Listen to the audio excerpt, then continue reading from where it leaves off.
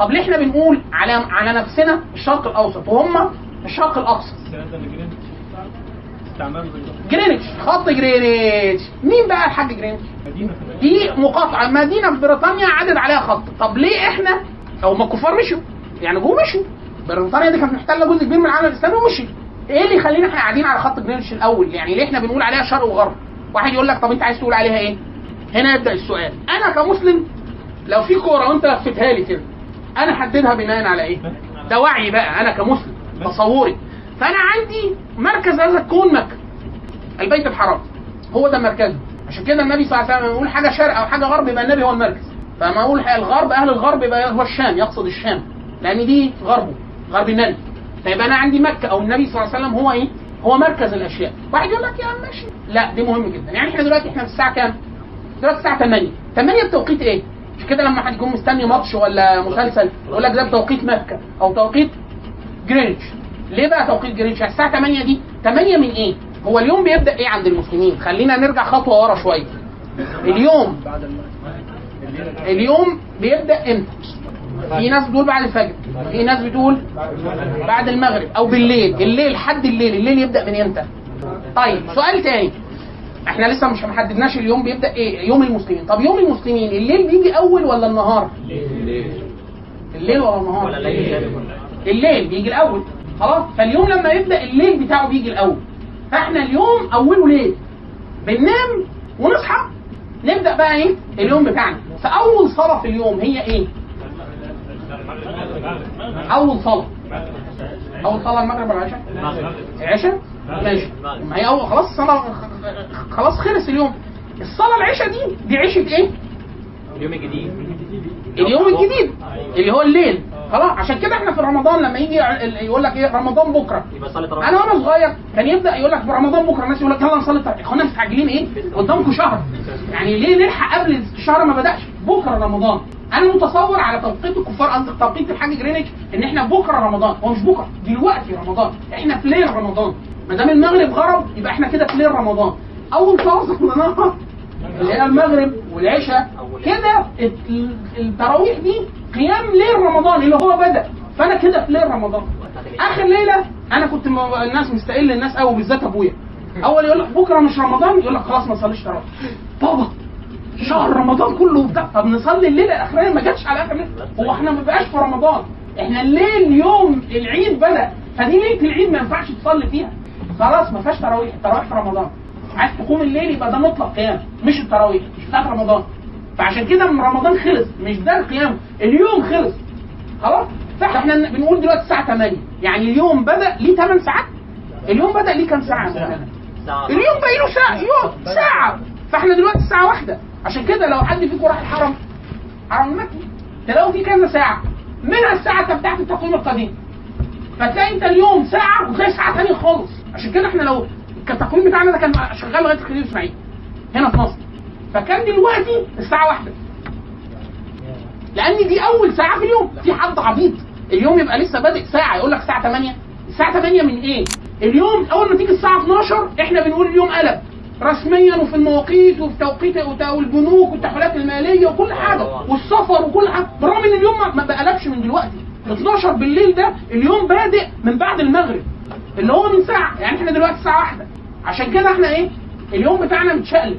اليوم بتاعنا احنا بنعيشه على صلوات، والصلوات مش مقسومه على الساعه ولا بتوقيت العمل ولا توقيت اي حاجه. كان معمول بيها لحد امتى؟ لغايه خليل اسماعيل توقيت القديم.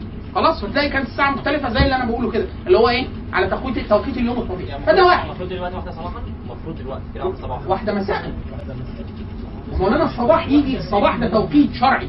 يجي امتى؟ احنا الليل بدا، الليل بصلاه المغرب، فدلوقتي واحده مساء. هو بيقارن ب 12 لا صباحا. بقارن بالتوقيت حاليا. لا مالهاش دعوه بصباحا ومساء، ما الصباح هيفضل صباح والمساء هيفضل مساء. احنا هي الساعه كام؟ 1 يعني اول ساعه في اليوم، 2 يعني ثاني ساعه في اليوم. هو الغرب اللي خلاص اليوم خلص، الشمس نزلت يبقى الليل خلص، اليوم خلص. انت هتصلي صلاه ادي مغرب، وبعد كده عشاء، وبعد كده ثالث صلاه الصبح اللي هي ثالث فرض الصبح، وبعد كده صلي الظهر والعصر، خلاص اليوم خلص. تقول اذكار المساء خلاص. يبقى احنا كده عندنا واحد شرق وغرب، ده متعلق بانت شايف الكون ازاي. فانا لازم كمسلم احدد الشرق والغرب الاول. فانا عندي مركزي مكه مش عشان انا بحب السعوديه، لا انا متعلق ان مكه دي بيت الله الحرام، فخلاص فده واحد. اثنين، اسماء الاشياء. اندونيسيا اسماء. طب واحد يقول لك انت كنت عايز تسميها ايه؟ انا عايز اسميها الاسم اللي بيسميه العرب والمسلمين. ليه؟ لان انا عندي موضوع الاسماء ده حساس شويه. ليه حساس؟ النبي صلى الله عليه وسلم مما ارسل به تغيير اسماء الاشياء. يعني ده جزء من الاسلام. اللي هو ايه؟ النبي صلى الله عليه وسلم كان ماشي مع الصحابه في يوم العيد، يوم الاضحى، يوم الحج الاكبر، وبعد كده قال لهم ايه؟ قال لهم اي شهر هذا؟ فسكتنا الصحابه لانهم مجربين النبي غير لهم اسماء حاجات قبل كده، فغير لهم اسماء مدن واسماء بني ادمين واسماء حاجات واسماء شهور، فقالوا فسكتنا قلنا يسميه بغير اسم. فقال اليس الشهر الحرام؟ ده الشهر الحرام؟ قالوا نعم يا رسول الله. ثم قال اي بلد هذه؟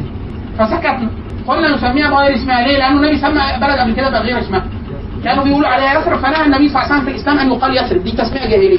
امال دي تقال ايه؟ قال هذه طيبه، فيقال عليها طيبه ويقول عليها طابه ويقال عليها مدينه النبي صلى الله عليه وسلم ويقول عليها المدينه المشرفه ويقول عليها حرم الملك، اسماء كثيره عند المسلمين. لكن يثرب ده اسم جاهلي، يتقال بس ان احنا الكفار كانوا بيقولوا عليها يثرب، لكن النبي صلى الله عليه وسلم ان يقال على مدينه يثرب في الجاهليه. خلاص؟ طيب ليه؟ هو النبي قال كده. احيانا ممكن يكون السبب مفسر وغير مفسر. في واحد جاء النبي صلى الله عليه وسلم قال له انت اسمك ايه؟ قال له عبد الشمس. قال له بل انت عبد الرحمن، خلاص ما بقاش اسمه عبد الشمس. واحد يقول لك غيروا اسمه عشان اسمه كفري، مش لازم، في اسماء كفريه فضلت زي ما هي. هي ليه؟ لان الاسماء اعلام يعني اعلام. يعني واحد اسمه النبي صلى الله عليه وسلم في غزوه حنين قال انا النبي لا كذب، انا ابن عبد المطلب.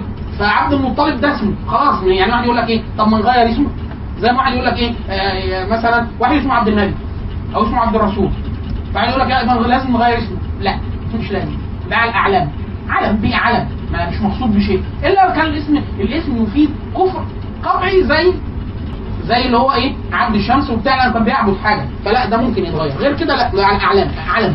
والا في ناس احيانا بتسمي اسماء هي الاسم غلط. يعني مثلا اسم مش، يعني مثلا الناس بتسمي عبد الستار مثلا، ما فيش في المشهور في اي حديث صحيح عن النبي صلى الله عليه وسلم من اسم من اسماء الله عز وجل الستار مثلا، ولا الستير. خلاص لا يصح على النبي صلى الله عليه وسلم لا ده ولا ده. الستير ان الله حي ستير يعني فعيل. خلاص فواحد سموه عبد الستار، وانا شفت واحد اسمه عبد الستير، ابوه كان فاكر ان الاسم كده، خلاص على كل واحد على اعتقاد، بس ده عالم خلاص اسمه كده. اسمه يعني واحد ما اسمه عبد الستار تقول له ازيك عبد الستير، ما اخو يزيد هو اسمه عبد ابوه سماه كده فلا تعرف، خلاص اسمه كده وهكذا. خلاص فالاسماء على الاعلام، الا لو في غرض شرعي بقى دقيق قوي ممكن يتغير، ممكن يكون اسم قبيح او اسم فيه فحش او كذا لا يتغير. في بعض العجم المسلمين هم محبين للقران والسنه وبتاع، بس هو جاهل بالعربيه، فلما بيخلف بنت او ولد بيفتح المصحف ويحط ايده جوه المصحف، ايده تقع على اي حاجه يسمي بالاسم ده، فطبعا بتقع على اسماء قبيحه. فواحد بيسمي بنته في اسماء حسن. انا قابلت بنت من داغستان واحنا في اسيوط في جامعه اسيوط، كانوا جايين يدرسوا، اسمها مؤمنات، وزميلتها اسمها مسلمات.